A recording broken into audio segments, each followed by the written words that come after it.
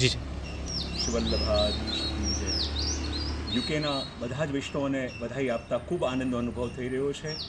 આપણે સૌ જાણીએ છીએ કે 24 મેથી 28 મે સુધી 84 કોસ ધ્વજ પરિક્રમા રસ્પાનો આનંદ તો આપણે લેવાનો જ છે, પણ એના પૂર્વ 18મી મેના આપણે સૌ જાણીએ છીએ કે પીપી યુકે દ્વારા સતત કોઈ ને કોઈ આયોજનો, કોઈ ને કોઈ કાર્ય એવા થતા હોય છે કે જેને કારણે વૈષ્ણવ સમાજ ઉપરાંત અનેક સંસ્થાઓને પણ આપણે એનો લાભ આપતા હોઈએ છીએ. તો એ રીતે વોક ફોર કોઝ પુષ્ટિ પરિવાર યુકે દ્વારા અનેકવાર એનું આયોજન થયું છે કે જેમાં આ વોક કરીને આપણે જે ફંડ રેઝ થાય છે એ અનેક સામાજિક સંસ્થાઓ, અનેક હોસ્પિટલ્સ એમાં આપણે યોગદાન આપતા રહ્યા છીએ.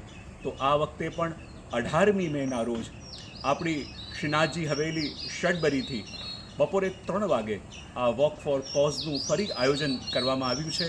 જો ચાલે છે બધા, પણ જ્યારે ચાલવાનો પર્પસ લોક કલ્યાણ યા ભગવત પ્રીત્યર્થ હોય ને, તો આપણું ચાલવું પણ યાત્રા બની જતું હોય છે, આપણું ચાલવું પણ ભક્તિ બની જતું હોય છે.